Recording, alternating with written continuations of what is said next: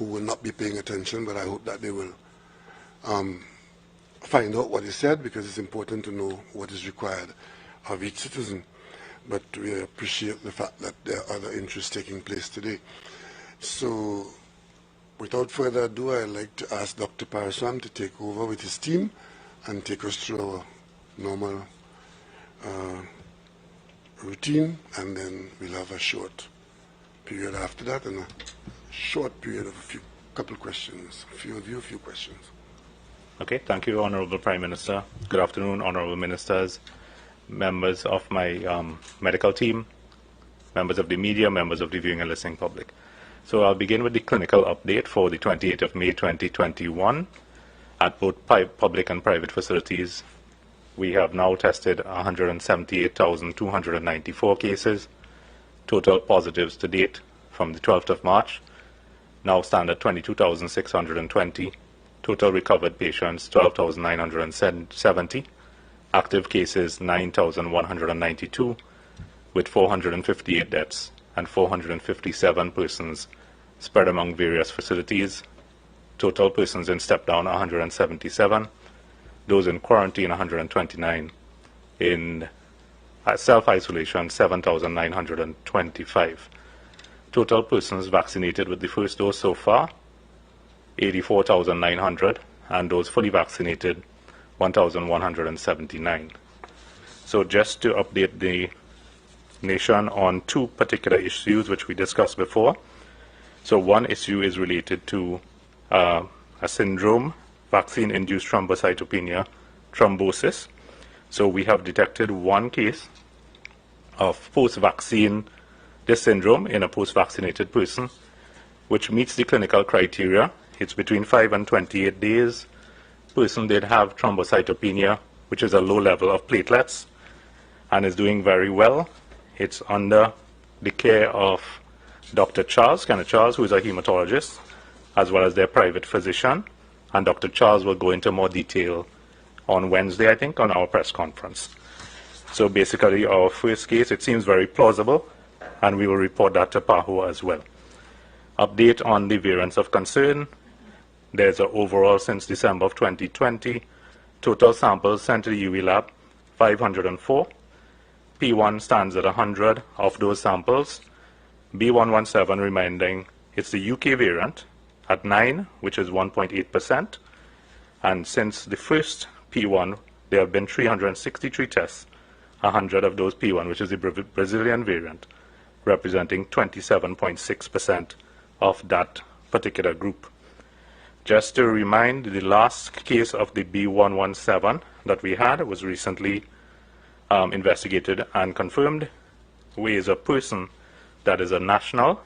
We are under an epidemiological investigation at this point.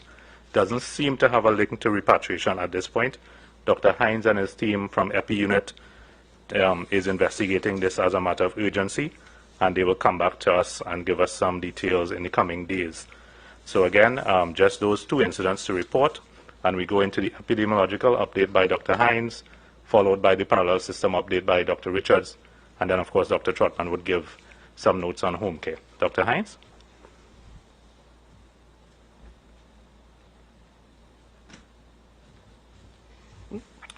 Thank you, CMO, Honorable Prime Minister, Honorable Ministers, members of the media, members of the viewing and listening public, good afternoon.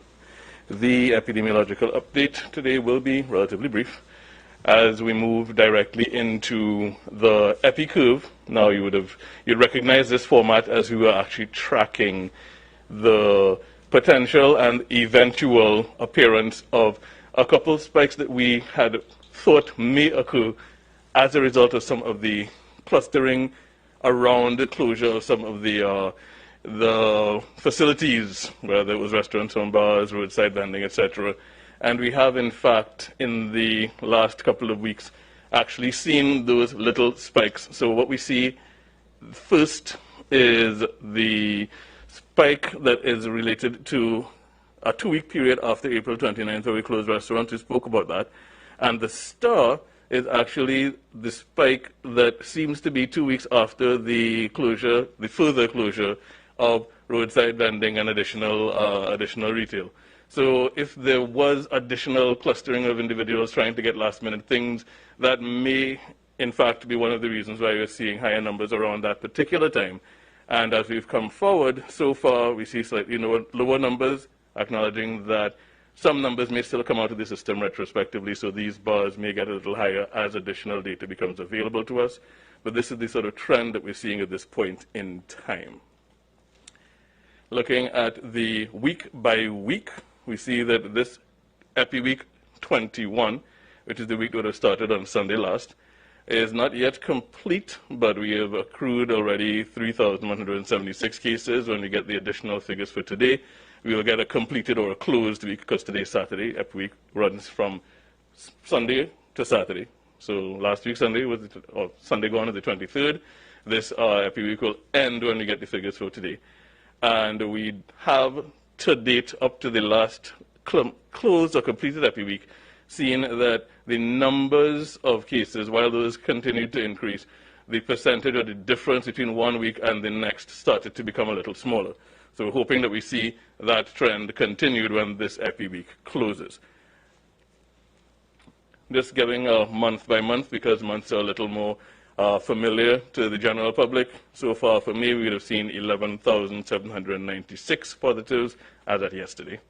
And that dwarfs the rest of the totals for the previous weeks by a significant margin.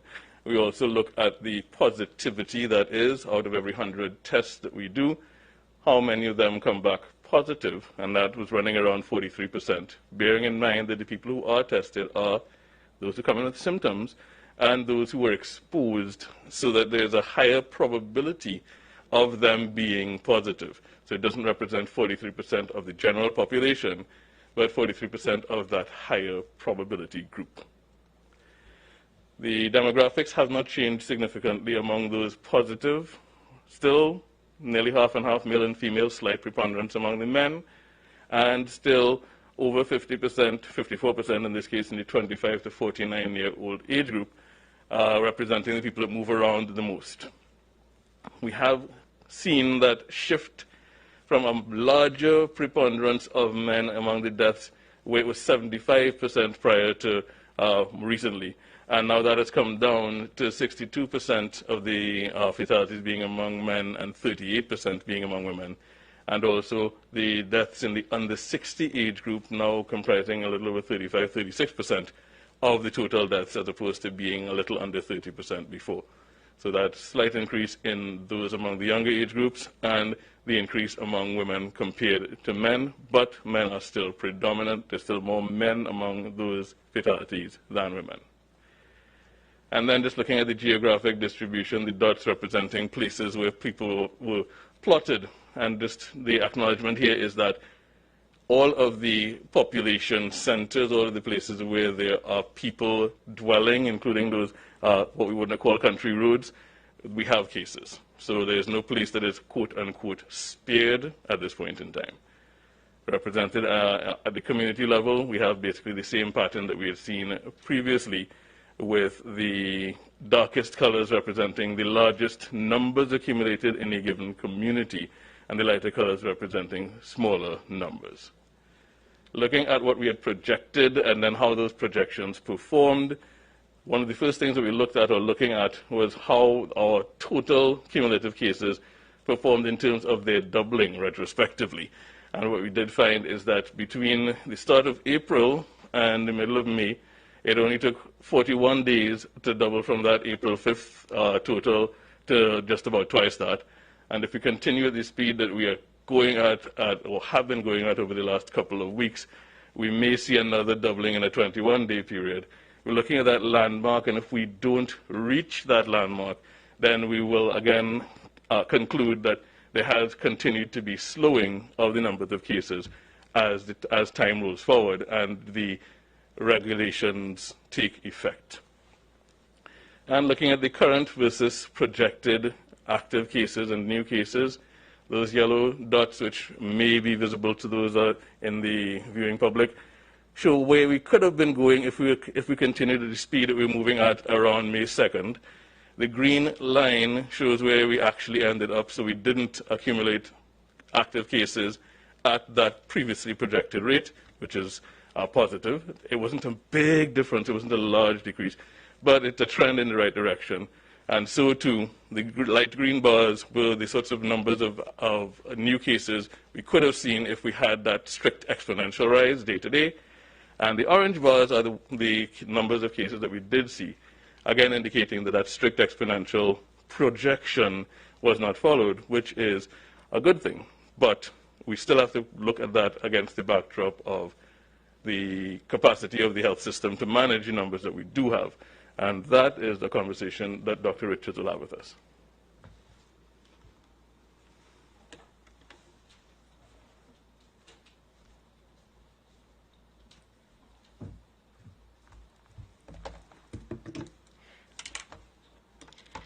Good afternoon to the Honourable Prime Minister, Minister Dial Singh, Minister Young, my colleagues and members of the media. Good afternoon to the listening and viewing population of Trinidad and Tobago. Thank you once again for your continued attendance at our conference. Ladies and gentlemen, I would like to provide an update on the clinical status of our parallel healthcare system. This information is as of 8 a.m. on May 29, 2021.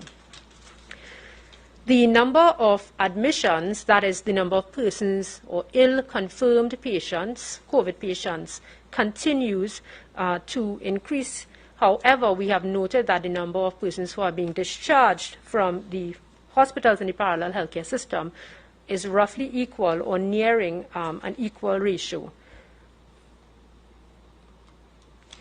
Of course, the rolling averages has been over the last 3 weeks of an average of approximately 500 cases per day. The more cases per day results in more ill persons requiring care at our hospitals. I'd just like to highlight the net number of persons. That is, if we subtracted the number of persons who are being discharged at our hospitals as against those who are being admitted. And over the past month, we are seeing that the net number of persons or additional number of persons per day requiring care at our hospitals is decreasing. However, ladies and gentlemen, let us not be prematurely comforted by this decrease. As you would note, over the last week, the overall occupancy of our hospitals has decreased and is now under, for this week, under that warning 75% level. And this trend has also been noted in Trinidad and Tobago. However, this is due to the increased number of hospital beds. And over the last month, in Trinidad and Tobago, we have actually tripled the number of hospital beds. The Ministry of Health continues to do our part to save lives, those of your relatives and overall the population. However, just as a bed is not a bed created is a bed filled. And we have noted that within 24 hours of increasing the number of beds at our increased number of centers, they are being filled. This just demonstrates the increasing need for ward-level beds. And again, over this week, we increased the number of ward-level beds by about 15% as opposed to last week. And we noted that there's been a decrease in the overall occupancy. Of course, high-dependency unit and ICU care are variable based on patients entering the system. Again, we've noticed a fall in hospital occupancies under the warning sign of 75%. We are still at above 75% or near maximum occupancy at all hospitals in the parallel healthcare system, except the Hoover Medical and Multi-Training Facility, which is the hospital that manages the most ill patients. We also have an added level of care, which we would have discussed over the last month. And again, we are noticing a variable number of percentages at these step-down centers. However, as fast as, again, they are activated, they are being filled, sometimes overnight. This just demonstrates the ambulance transfers, which is at 40% as of this morning, and the fluctuating time to receive care.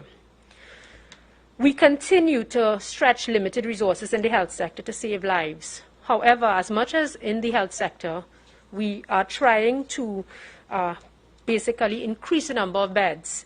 we as a population need to continue to be civic-minded, responsible, and law-abiding in this situation.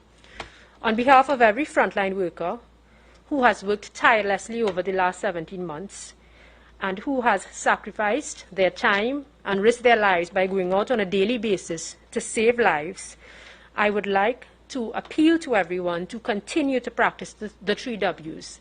Let's continue to wear our masks properly. Let's continue to watch our distances. And let's continue to wash our hands and sanitize.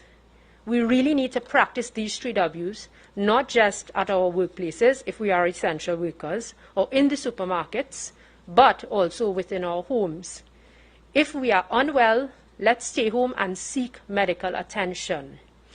Our behavior and the measures to reduce COVID-19, which are the 3 Ws, are our main armor in this war against COVID-19.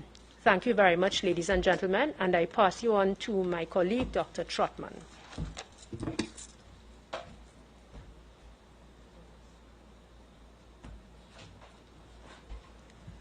Honorable Prime Minister, Ministers, my colleagues, CMO, members of the listening and viewing public, my fellow healthcare workers, members of the listening and viewing public, and members of the media.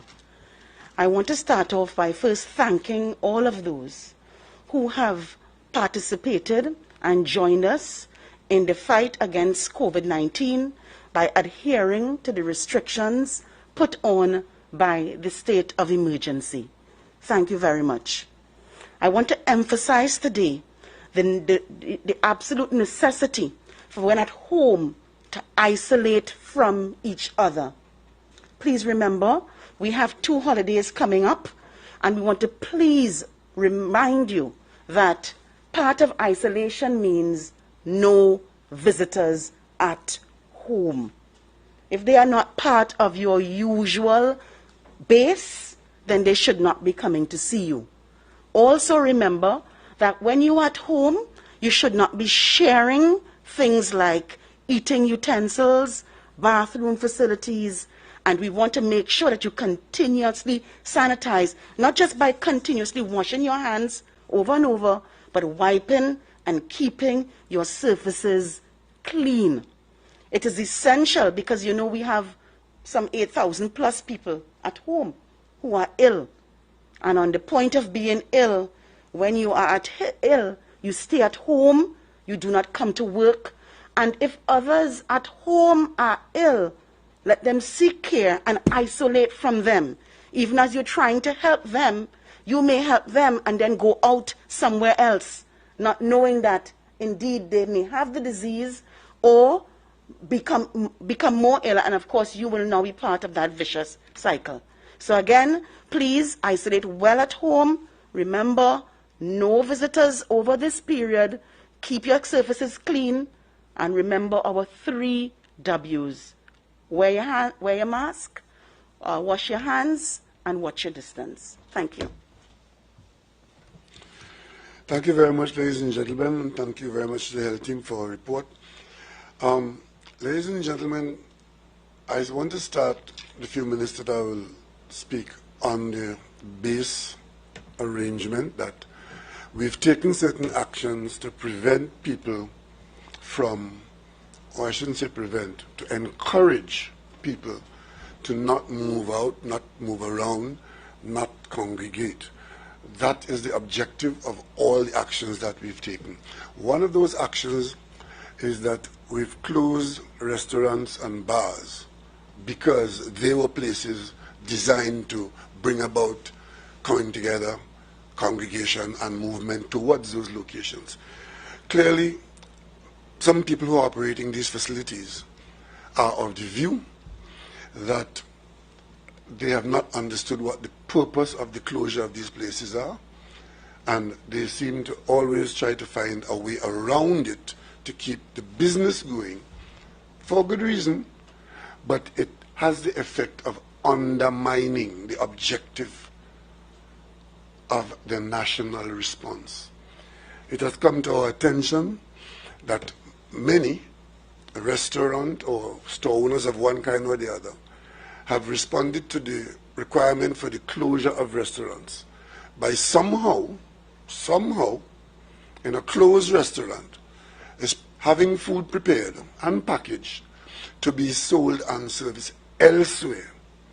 Now, ladies and gentlemen, this might be good for the restaurant. It might be a good business model, but it has the effect of undermining exactly what we are trying to accomplish. One, which is to keep people away from work, so somebody is working in those kitchens. Two, encouraging people to come out, to go and to get these prepared foods, and in fact are congregating at places of distribution. So one could easily say, if that is going to be allowed to happen, it might be more convenient to have the restaurants open and serve the food at the restaurant. Because it might be that that is safer, but the bottom line is that is what we try to prevent, so as to reduce the number of people who are out there and coming out there. So today, regulations would be prepared to ensure that it is crystal clear that closure means closure. Restaurants are closed. Food services, prepared food service delivery would not be available in the coming days. And along with that, hardwares will close hardwares for the next week, closed. The next week is one that we've had in, I think it was March or April, where we have Tuesday as a holiday, Thursday as a holiday, Monday as a holiday, so it runs from that weekend into Monday. Then we have Tuesday and Wednesday as work days. Thursday is a holiday, which runs into Friday as the only work day. And this is very complicated to try to take action to treat with these, except that we do not want people to use these occasions to congregate. We examined the possibilities of additional closure, but from an operational standpoint, we have come to the conclusion that that will not give us the result that we need, because it will only encourage people to react to the shortened time by rushing to these places of service. And it's that congregation that Dr. Hines is pointing out to. Whenever there's the rush and the congregation, days later, you see the spike that goes with that. Unfortunately, there are many people in our national community who, one would come to the conclusion, are still genuinely of the belief that they are beyond this virus. And therefore, once you are well and can move around, you move around in the hope or the expectation or the entitlement that it will not happen to you. I have seen too many families. I have heard about too many families who are hurting.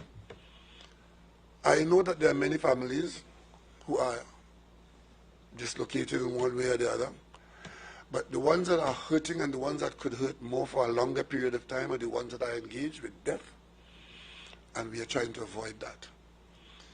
Our levels of infection is still quite high, even though there is an indication that if we stay the course, that we could get to the place where we want to go. But by the same token, if we do not, for all the good reasons, we will end up in this situation at this high level of infection with commensurate high levels of death, because we are not prepared to do the bitter medicine taking that is required. So we are going to make those two adjustments.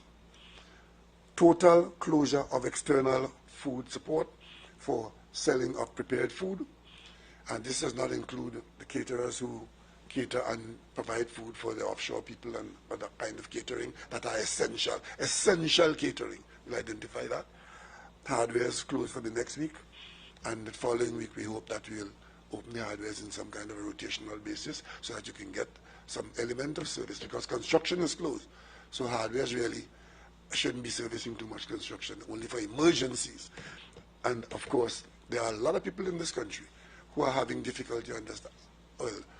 understanding or cooperating or agreeing to what an emergency is, and of course the general sentiment of essential is that of course we are all essential.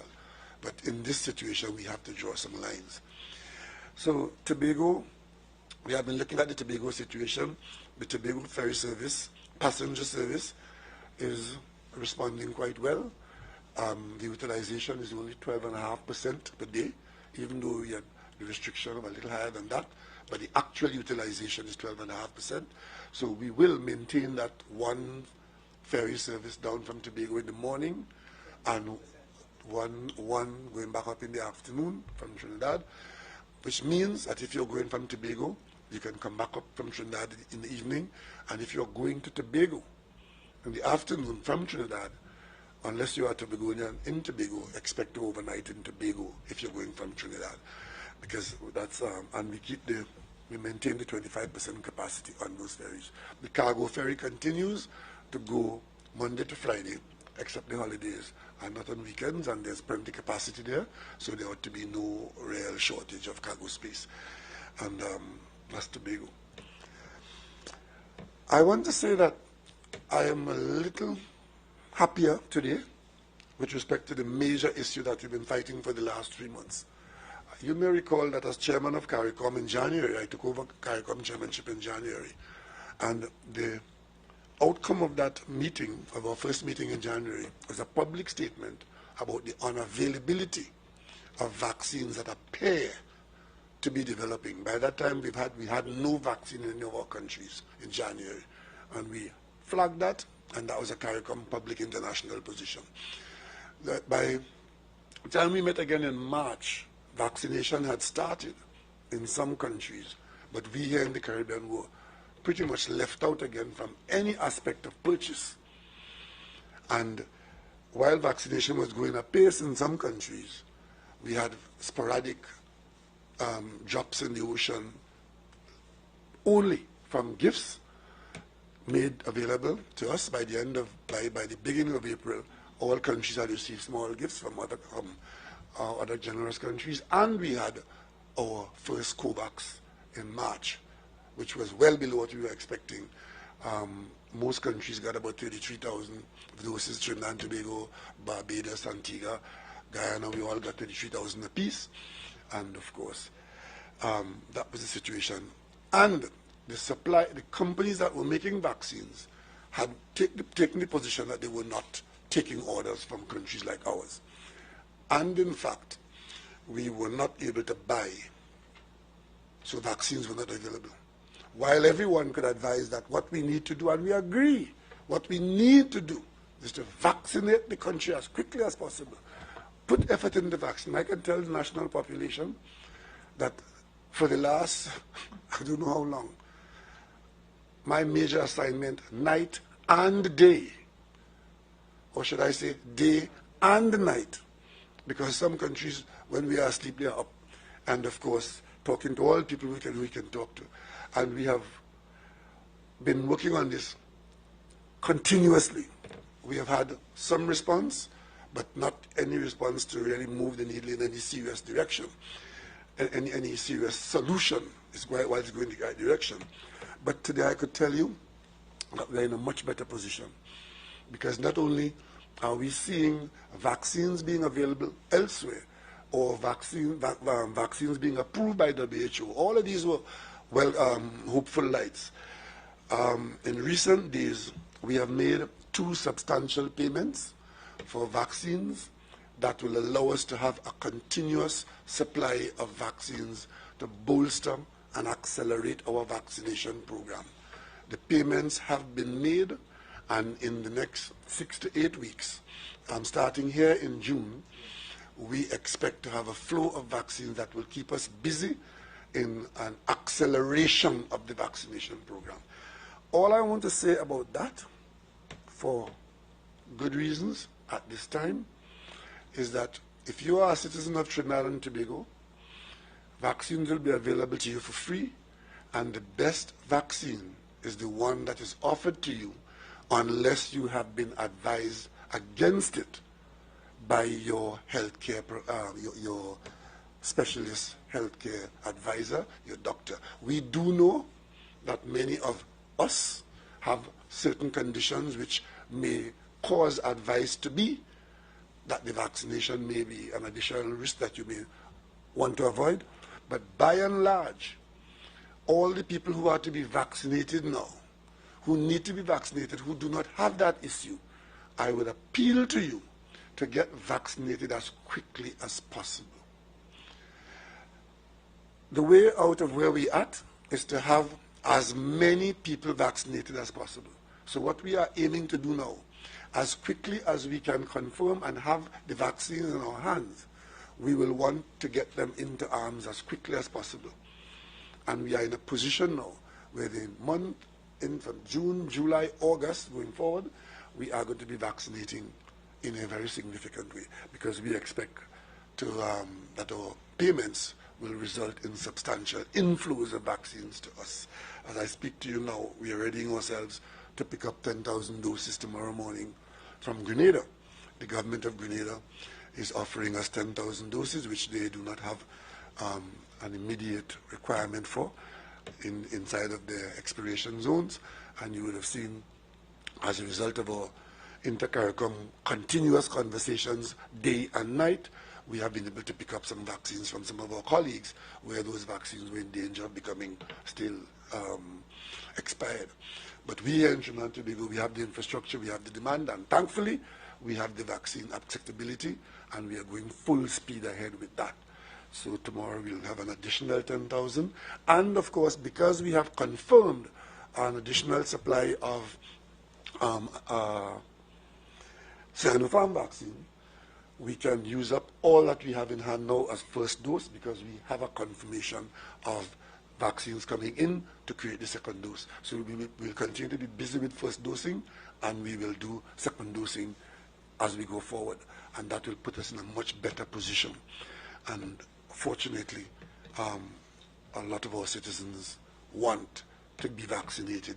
That's going to put us in a very good position. So, one other point I want to make, and it is this whole point about misconception and misinformation. I saw two spokespersons from the business community last night. In fact, let me back up a bit. I did ask 5 of my colleagues, I think it was, led by Minister Young from the Office of the Prime Minister, to meet with the business community to hear what their inputs are into what we can do or should do, or what they'd like to see to improve the situation, and that meeting took place and so on. Coming out of that meeting was this question of the hours of curfew. And of course you would have seen that there's no consensus there about that, because we, before we established 95 curfew, we had discussed and assessed all of the pros and cons as to what hours the curfew should start, what hours it should end, and because we know we are trying to keep certain activities going and so on. The 95 curfew still remains, for us at the level of the government, having heard what was said, still remains the most sensible arrangement. Otherwise, we will solve one problem by creating others. And the last problem we want to create is one that will precipitate the kinds of acceleration of gatherings, as we know will happen if we have the curfew starting at 4 o'clock, for persons to go home by 6 o'clock, your grocery is going to close at 4 or 3. That is not in itself an assistance. That will create new problems, because we know people are going to say and will have good need to go out to get service there, and we want to make sure that that service is not in itself a breeding ground for the spread. So we remain with the 95 curfew, and on those 2 holidays, Tuesday and Thursday, I keep saying Tuesday, Monday and Thursday, the Attorney General would be asked to make whatever adjustment that is required, so that we will have some further restrictions, some daytime curfew, those 2 holidays. And I want to advise the population that in the state of emergency that exists, it is not a free-go in the daytime and curfew in the night. It is a stay at home and only come out if you are essential or in emergency.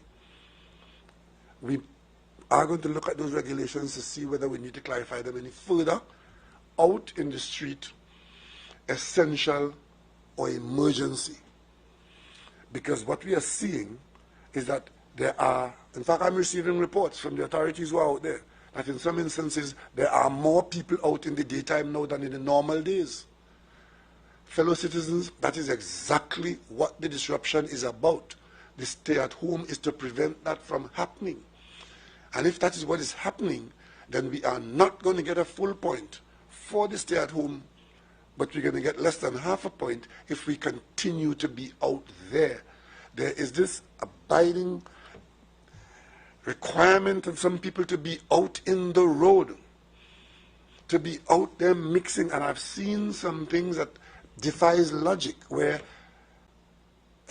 sharing a bottle of white rum in a spirit of engagement, of frolic. I don't know if people understand that what you are doing is the perfect infecting action. I really don't know.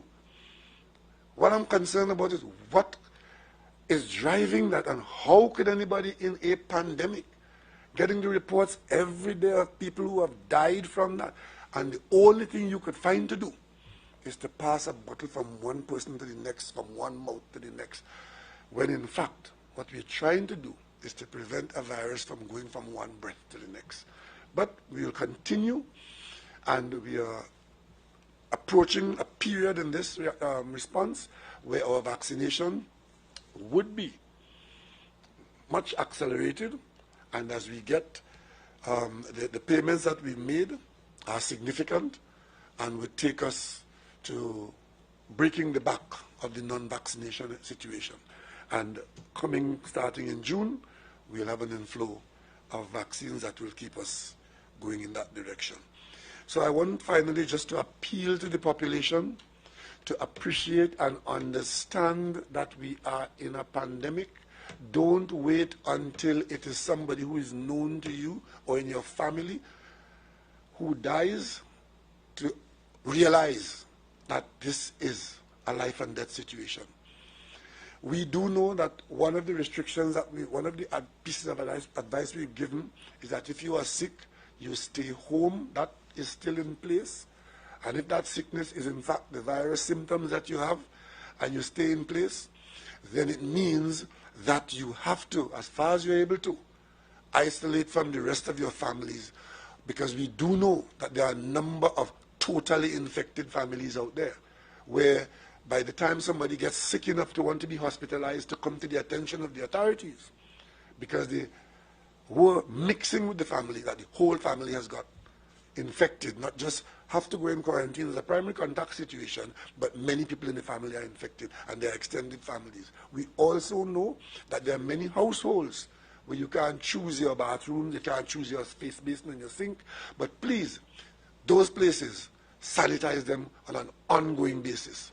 Appoint somebody in the household to ensure that the sanitization process takes place, and appoint somebody in the household to make sure that reminders are given as to how close you are if somebody is ill in the household or somebody is not feeling well.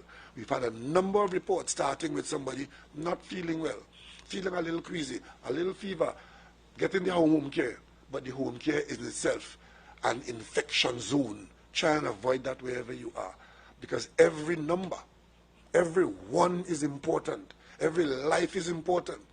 Every infection goes to 2, and 2 goes to 4, and 4 goes to 8, and 8 goes to 16. That's how it goes, starting with 1. So if that 1 is avoided, we could break the chain of infection. So that is where we're at, and I'm pleased to let you know that there is a lot more light coming through the tunnel at this stage. But we need to stay the course. We need not to get weary at this critical point. We need to stay the course. I could tell you now, from what we are doing, June, July, August, by September, with our children about to go out to school, we would be in a much better position than we are now, and could make decisions then that we cannot think about making now. So if you have a couple of questions, we'll take them. Oh, sorry, Minister. We'll tell you about the vaccination program. How it's going. Thank you very much, Honorable Prime Minister, Minister Young, CMO, doctors, ladies and gentlemen of the media, the viewing and listening public, wherever you are. It is my pleasant duty to bring you up to date on what is happening on the vaccination program. But before I do that, I was at Port of Spain Hospital yesterday, and although we always thank doctors and nurses, a ward attendant, Kevin, said, I never speak about ward attendants. So ward attendants and Kevin, wherever you are in the 5 RHAs, thank you. Thank you to all healthcare workers. Okay, the vaccination program. Last week I would have mentioned that we want to accelerate the vaccination program in the homes for the elderly. We had put aside 1,000 doses of Sinopharm vaccines. I can tell you to date, we have done 175, so that is going well. However, we are not getting all, nor do we expect all, but we need to get much more guardians and children of those elderly persons in homes to sign the consent forms. Today we are vaccinating down in Princestown and so on in the County Victoria. We started the Sinopharm rollout on Friday, 21st May. We have had 8 vaccination days so far. To date, up to yesterday, we would have given out 20,642 doses of Sinopharm vaccines. The uptake is 2,500 a day, which is phenomenal. And I want to thank the people of Trinidad and Tobago for showing their faith in the Sinopharm vaccines. We started vaccinating employees of major ministries. We started that on the 24th of May with the AstraZeneca vaccines. To date, we have vaccinated 4,682 employees of different ministries, and that is ongoing. It is now my pleasant duty to alert the national community about the start of the second dose rollout of the AstraZeneca vaccines, which we started on Tuesday, 6 April. So the following slides relate only to the administration of the second dose of AstraZeneca vaccines, for which about 60,000 persons have been vaccinated. So here we go. The slide will show you, starting from the left, we began the first dose on Tuesday, 6 April. We finished on Monday, 10th May. The recommended interval is between 8 to 12 weeks between doses. The green on the right-hand side shows you now we will be beginning the second dose administration of AstraZeneca for those 60,000 persons already received their first dose on Monday, 7th June. And we hope to end it on Friday, 9th July. How do we intend to do this? We have designated 5 mass vaccination sites. Why? Because we are not going to be mixing vaccines deliveries between health centers, which are currently doing Sinopharm. We don't want that to happen. So 5 mass vaccination sites will be dedicated solely to the administration of the second dose of AstraZeneca vaccines. And they are the National Racket Center, Tacarigua, and for those in the southeastern part of the country, the Mayaro Sport Facility, next to the Mayaro Health Center. Under North Central, University of Trinidad and Tobago UTT Campus, Monroe Road, which was already used. Northwest region, the Paddock at Queen's Park, Savannah, which we are familiar with. And Southwest, Sapa. So these are the 5 mass vaccination sites.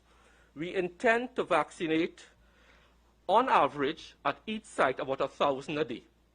That means we can do about 5,000 per day across all 5, which means to deliver 60,000 doses, all I need are 12 vaccination days. 5,000 a day across 5 sites, 12 days, 12 by 5, 60, I would have covered 60,000 doses in 12 vaccination days.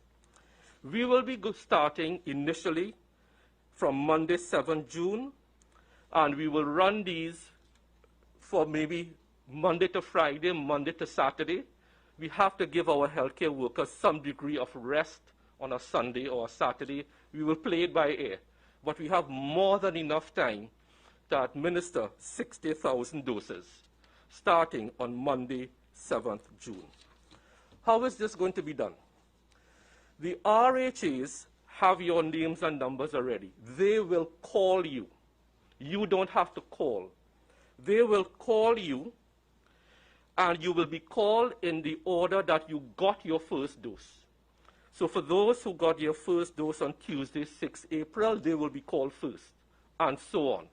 So no need for 60,000 persons to call the centers. We will call you, and those calls have already begun. So persons have already been told to come on Monday, to come on Tuesday, and where to go. So we asked that you bring your immunization card and your ID card so we could record on your immunization card you have been fully vaccinated. So by the middle of June, by July 9th, we will have 60,000 persons, in addition to what we have now, 1,179, fully vaccinated. That is the plan going forward. In addition to that, the Sinopharm first dose is ongoing.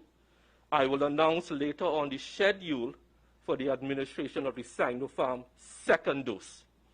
So by July, August, as promised, we will have in this country 134,000 persons fully vaccinated with 2 doses of either Sinopharm or AstraZeneca.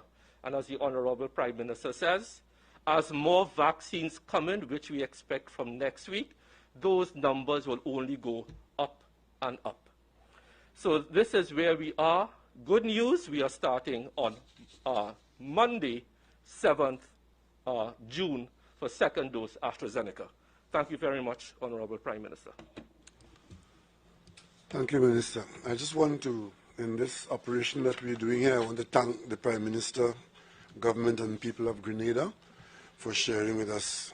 I think those vaccines are coming from the COVAX supply, which they have not been able to use it yet.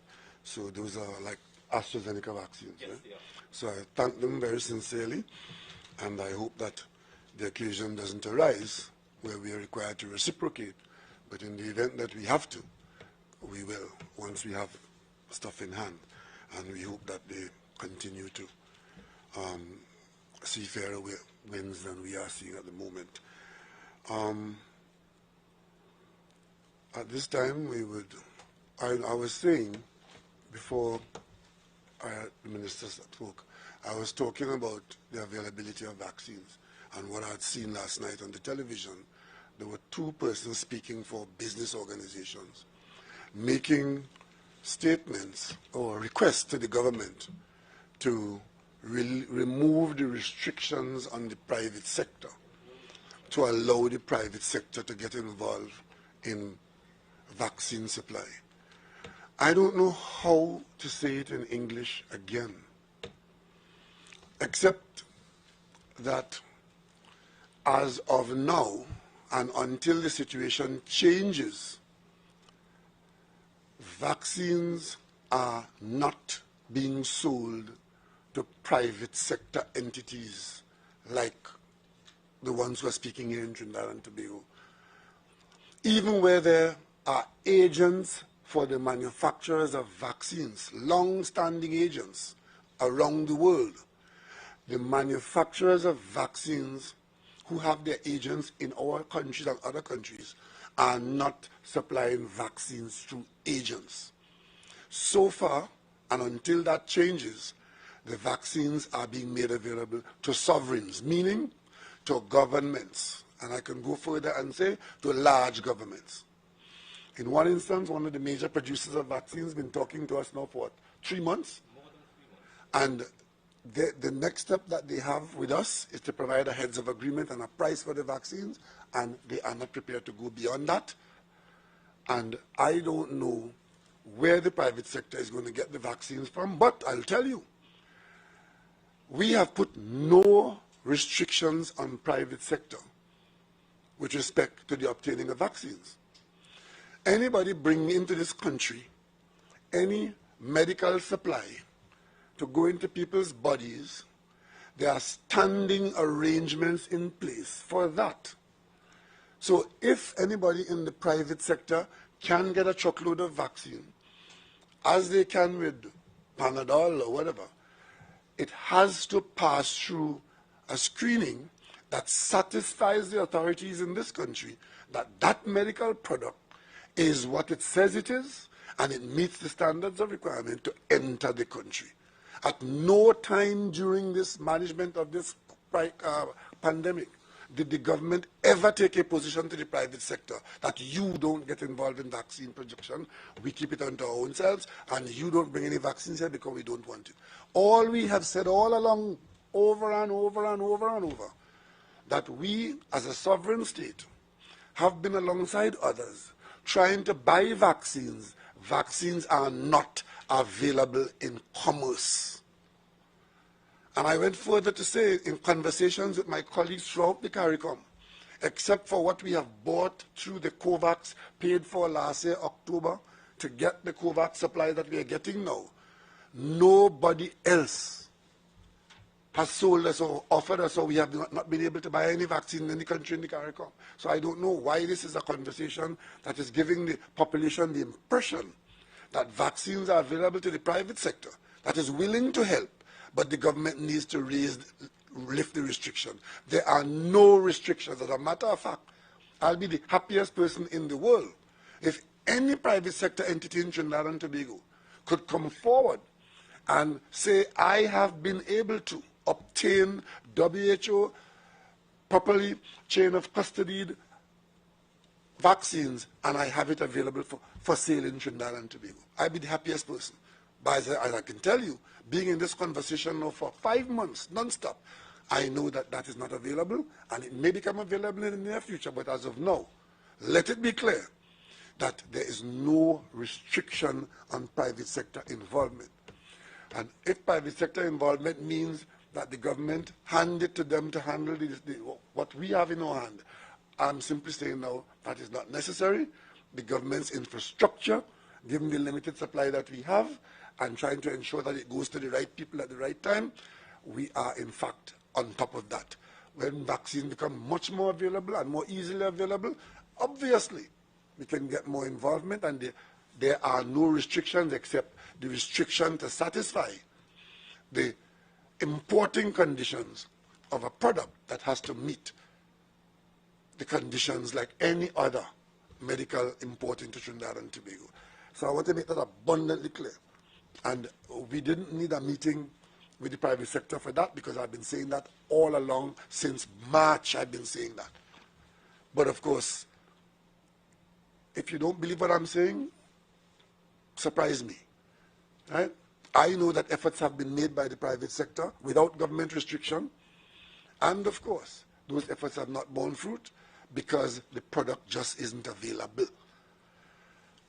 We are the significant payments that I've mentioned for the volumes that we expect to get, they do not involve our very continuous and persistent diplomacy with the United States officials, where we've worked 10 times as hard as is anticipated, and hoping that when the barrier is lifted there, that will become another source of supply. We are anticipating that, but we have no control over that. Eventually, from statements made from the American leadership and the government there, they are indicating that they will either boost up the supply to the COVAX, or we are anticipating that there might be some bilateral distributions. We have to wait and see.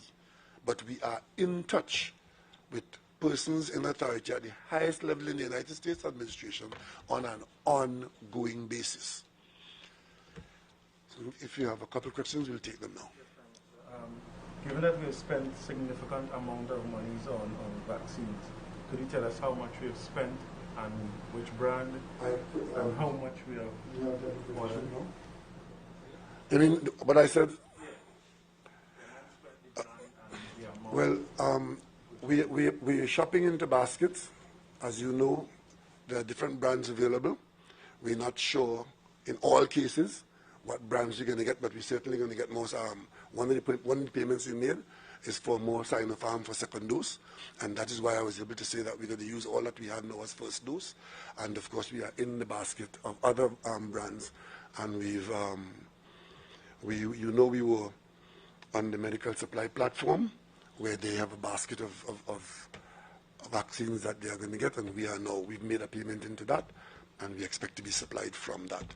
But let us not get into the brand business yet, because the one thing that is going to destroy our effort is the brand and vaccine preference behavior. As I said earlier on, the vaccine that is available to you in front of you now, the earlier you get vaccinated, the better. So we are trying to avoid that road about which brand to wait for and which brand is coming, because we can't guarantee that, because we are procuring from a basket. And the amount we spent and the numbers that we paid for? The Minister of Finance will have those figures, millions of dollars. So the Minister of Finance, I think we are spending significant amount of millions. And of course, we are committed. Once the vaccine is available to us, we are committed to make the payments as required. Earlier on, the CMO gave a case of one adverse effect of the vaccine. Sorry.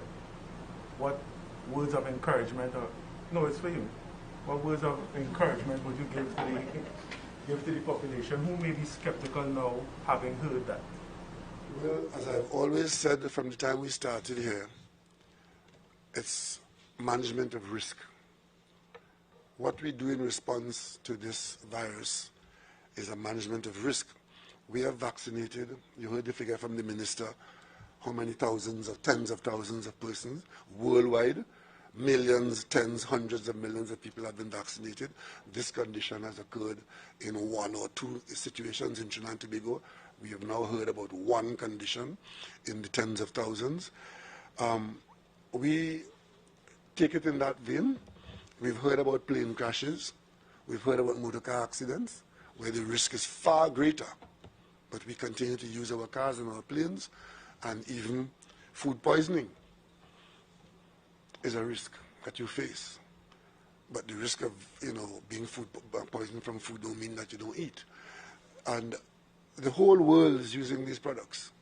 And the negatives are that very few people with special conditions or special reactions will have a negative reaction, but it does not mean that the product is not to be used or is unusable, because the benefits far outweigh the risk and the downsides. So that's what I continue to encourage the population to get vaccinated. Get vaccinated once the vaccines are offered to you. And the one that we waited a long time to get WHO approval for Sinopharm vaccines, they are now being available to us. They're being utilized, and that is carrying our program. We are going to get other vaccines that are more Sinopharm from the American platforms. We may get different vaccines. Let us not get into the vaccine preference arrangement. Let us get vaccinated as long as we get the vaccines. I don't want to rub my colleagues off questions. I want to stick in the vaccine vein for 1 second. For the CMO.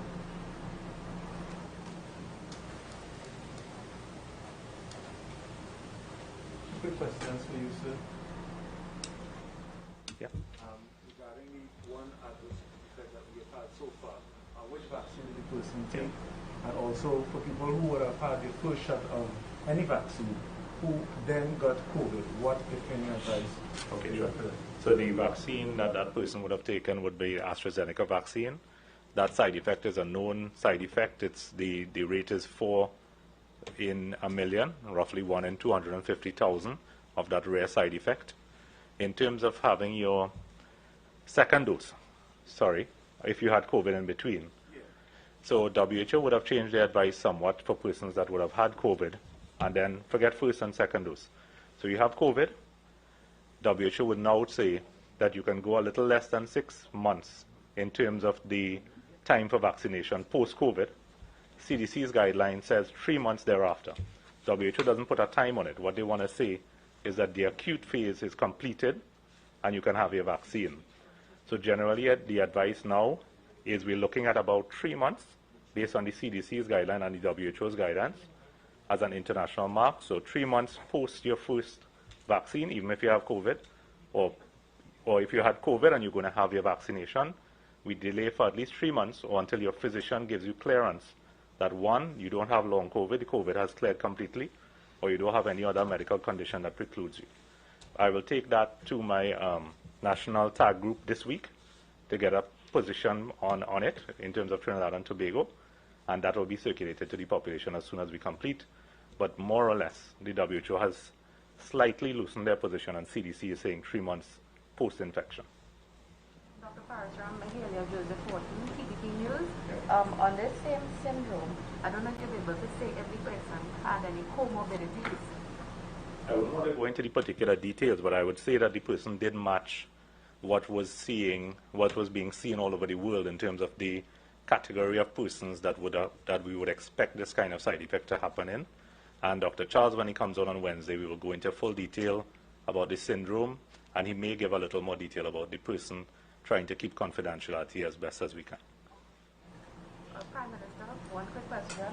I know you outlined that the food services for external parties would be closed for now, but what about groceries and bakeries that are selling food, because we are seeing people leaving home to buy food? We have left that, we acknowledge that people will be on the move for that. We acknowledge that people may want to congregate. We encourage that you don't do that. So supermarkets will continue what they're doing, supplying food to people. Bakeries will still bake and supply. At the points of distribution, they're required to be observant of the protocols. What we did in terms of trying to remove movement and distribution is we closed the restaurant and service trades of that nature. People have got around it by simply preparing food, using the same staff, I presume, and shipping that off to another location, which might be inferior with respect to the handling of the crowd and population. And the population is responding to that by congregating for that receipt. And therefore, we have to do something about that. Could you say if we would be seeing more police patrols, because we are seeing where persons in communities are cooking food at home and selling it as well? Well, you would have heard about a number of policemen who have come down with COVID, some of whom have died. We have brought out more reserves from the Defense Force, but we can't police every person or every household. And insofar as there are people who are getting around it, all they're doing is increasing the risk for all of us. That is the long and short of that story. And of course, some of them would run afoul of the law and some of them will escape laughing. Right? But we are appealing to people. We are going to get out of this situation as quickly as possible, insofar as we cooperate as much as we are able to. We do know that some people have difficulty in trying to comply, and that's why the heavy hand of the law is not brought down on every individual who can be shown to be running afoul. There's an encouragement going on, but we expect that the law is going to be observed and that the protocols be observed, otherwise you're wasting time. This is a matter that involves everybody being the person who takes the decision that I will not be the one that is spreading it or creating an environment for spread. And where there are people who are creating the environment for spread, we will try to see whether we can discourage that or enforce it away. Minister, first to you, seeing as the CMO is saying that the WHO has now revised its post-COVID vaccination plan from 6 months to 3 months, do we expect you to get your vaccination within this 3-month period? I would love to be covered by vaccines, and I have had all the advice I can get from the doctors who have been looking at me, and I will take their advice at their time as soon as I'm able to, because I am not, as you may know, that I am semi-isolated, and I am not making any joke about this. I am hardly out there because I don't want to be in a situation unvaccinated where if I was vaccinated, I could have given myself a better chance of surviving. I want to survive. And as soon as it is clear for me to get vaccinated, I will be vaccinated. And my second question is, Mr. Minister Dialsing, I'm sure you've been looking at this ongoing situation with the NCRHA CEO and the changeover of the doctors at Cuba. If his information is accurate, that there was a 60% survival rate increase at the hospital, does that mean that we are looking at a lapse in the way the doctors had previously dealt with the situation? Not necessarily. I think that press release is open to all sorts of interpretation, and the Chief Medical Officer and I have been discussing it, and he will give you the answer.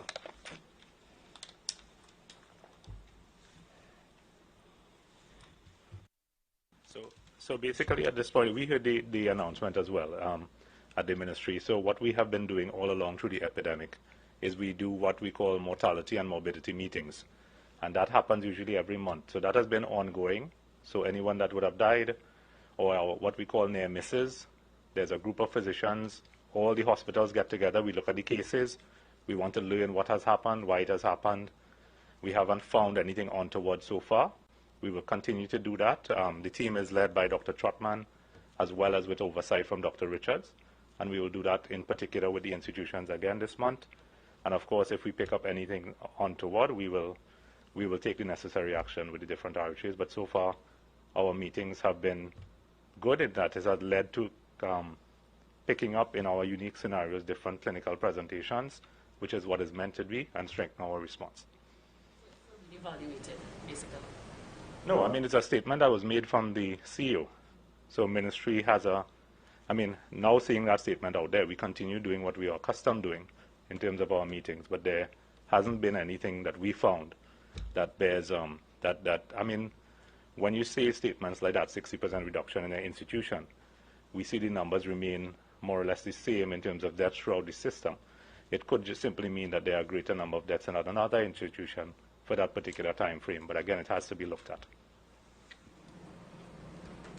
Prime Minister, if you could give us some clarity on the Monday and Thursday curfew, daytime curfew. Monday is a holiday and Thursday is a holiday. We would like to take action to ensure that people are, nobody's going to work unless you're in emergency or essential of the essential, that you stay in. We don't want people out on the street enjoying that holiday out on the street. And we will make the regulations to go with that, and you'll hear about that before. How soon will we get this? As soon as the Attorney General makes the regulation available, it will be made known to the public what is required. But it's simply stay indoors. It's the same regulation from before. But we may clarify it a bit further, because we are seeing a lot of people treating the daytime hours as a free-for activity. And we're saying that is not what's going to do it. The ideal situation is only come out in the daytime if you are in the essential workforce or you're in emergency. Or you're going to collect your food supply to go back home or something like that. We are seeing excessive movement outside, which doesn't fall into that category. And at night, if you're on the night shift only, that sort of thing essential. But it is the excess non-essential that we are aiming to get at. So we like the population, enjoy the holiday, and let me take the opportunity to wish our East Indian brothers and sisters, happy, and the national community happy Indian Arrival Day, which is what we're celebrating on Monday, and on Thursday, the Christian community celebrates Corpus Christi, and we all celebrate, but let us not congregate to celebrate. I have one two-part question. You have one question after this, because we are going to be ending one question each, and then we've crossed the time limit. Thank you. Health Minister, one question, two parts. CSEC is coming up. Some parents are being told that they need certain supplies. Any consideration to opening bookstores, but it's the only place they could get these supplies, just for that? So those are not questions posed to me. Those regulations we make after consultation with the Honorable Prime Minister. Yeah. So you could get your pens and pencils and things, but We just want people to be safe. I just want to say, for the umpteenth time, whatever you have to get, whatever you want to get, if in getting it, it results in a congregation of the population inside stores and rushing and so on, those situations are what we're trying to avoid.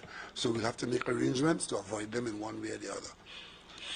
Yes, you have a question? Yeah. Well, just first of all, just to clarify, Minister Dale saying you did not include Tobago in your rollout of the second dose AstraZeneca site. No, so the dates remain the same. That's for Trinidad and Tobago, but Tobago deals with their infrastructure to suit their own capacity there. So, but the national rollout starts on Monday, 7th June. Yeah? Thanks. Dr. Richards, if I can get you for a second, do you have any data to show us what is the survival rate of the persons who have deteriorated and need ICU and HDU care?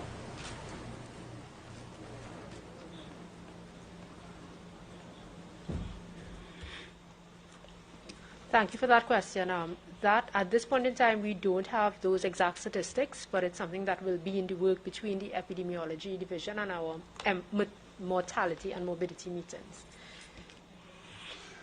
Thank you all very much for coming, and thank you for communicating, and thank the population for paying attention. Let us stay the course.